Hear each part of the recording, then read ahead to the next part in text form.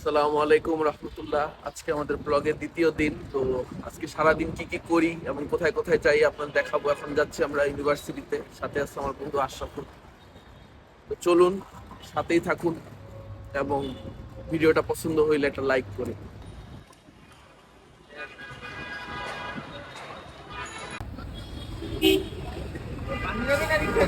রিক্সা তারগুলো না থাকলে কত সুন্দর লাগতো। কোনটা? মানে তারগুলো না থাকলে কত সুন্দর লাগতো কিন্তু।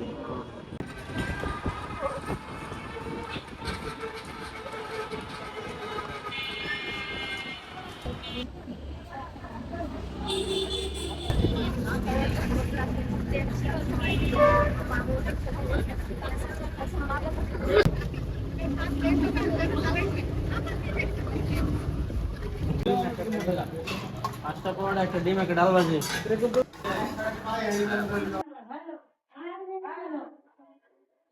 তো আমরা আসছি এখন নাস্তা করতে। নাস্তা করে আমরা ক্লাস করতে যাব। অলরেডি আমাদের 20 মিনিট লেট। অসুবিধা নাই, স্যাররা তেমন কিছু বলে না, কারণ অ্যাটেন্ডেন্স সবার শেষে নেওয়া হয়। আমরা আসি মেনলি অ্যাটেন্ডেন্স দেওয়ার জন্যই। কারণ ভার্সিটিতে অ্যাটেন্ডেন্স যদি 60% না হয় তাহলে আমাদেরকে এক্সাম হলে আর কি বসতে দেন। আর যা পড়ায় তা আমরা পরীক্ষার আগের দিন পরেই কভার করতে পারি। তো এটাই 6 নাম্বার 16 নাম্বার রুম।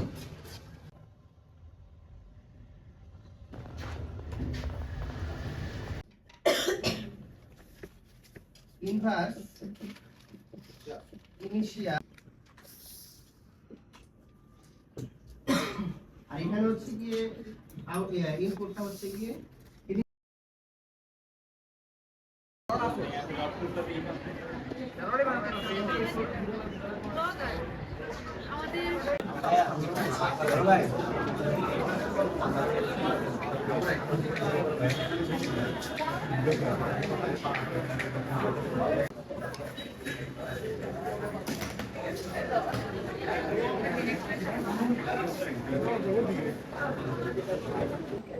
ভার্সিটির মধ্যে নাটক হইতেছে, আমি আপনাদেরকে দেখাই।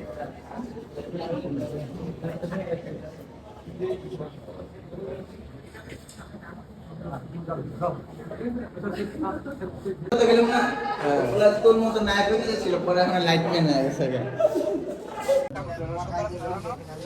তো প্রথম ক্লাস শেষ, এখন আসছি আমরা একটু চাটা খাইতে। চাটা খাই আবার ল্যাবে যাব। এরপরে আমাদের আবার 3 ঘন্টার ল্যাব। আপনাদেরকে তো দেখাইলাম ভার্সিটির মধ্যে আমাদের শুটিং হইতেছে। এরকম আমাদের দিয়াবাড়ি এলাকায় ভালোই শুটিং টুটিং হয়, আপনারা আসলেই দেখতে পারবেন। বেশিরভাগ বিকালের দিকে হয়।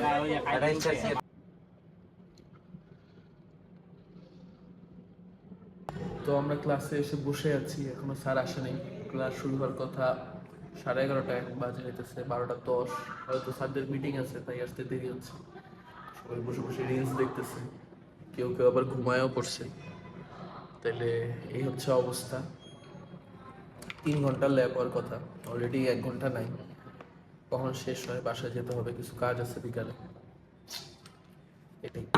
এটাই বাস্তব।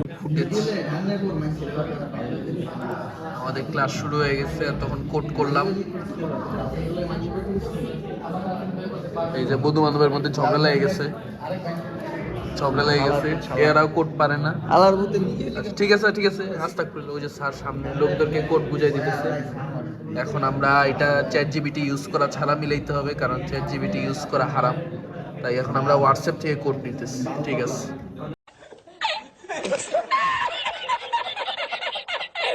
তো ভাই আমরা জুম কিভাবে করে আপনাদেরকে শিখাচ্ছি, দেখেন। কন্ট্রোল প্লেস করে প্লাস দিলে জুম হয় পিএস কোডে, আর মাইনাস দিলে জুম আউট হয়। অনেকে যারা আমাদের মতো জানেন না তারা শিখে রাখেন, সিএসসি পড়তেছেন, এটা কাজে লাগবে ভবিষ্যতে। এটা তো ওয়েবসাইটে দিয়ে একটা কাজ, শুধুমাত্র ইউআইটা নাই। করে ফেলেন, সম্পূর্ণ শেষ করে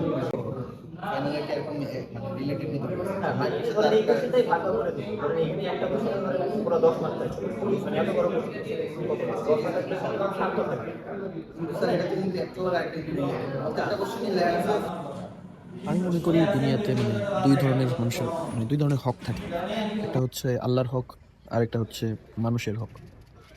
এখন যেটা আল্লাহর হক, যেমন হচ্ছে নামাজ পড়া, রোজা রাখা, হজ করা, এসব কিছুই আমরা একমাত্র আল্লাহ সন্তুষ্টি অর্জনের জন্য করি। তো আল্লাহর হক আল্লাহর কাছে হিসাব দেওয়া লাগে। আরেকটা হচ্ছে মানুষের হক, যেটা আমরা অনেকে গাফিলতি করি পৃথিবীতে থাকা অবস্থায়। কেউ কারো টাকা মেরে খায়, কেউ কারো সম্পত্তি মেরে খায়, বা মিথ্যা অপবাদ দেয়, ঝগড়া করে, বিবাদ করে। যে যেটা করে নাই তাকে ওই দোষারোপটা দেয়। তো মানুষের আল্লাহর যে হকগুলা, এগুলা যদি কেউ নষ্টও করে, মনে করে নামাজ পড়লো না, রোজা রাখলো না, টাকা থাকা সত্ত্বেও হজ করলো না, তো আল্লাহ চাইলে এটা মাফ করে দিতে পারে।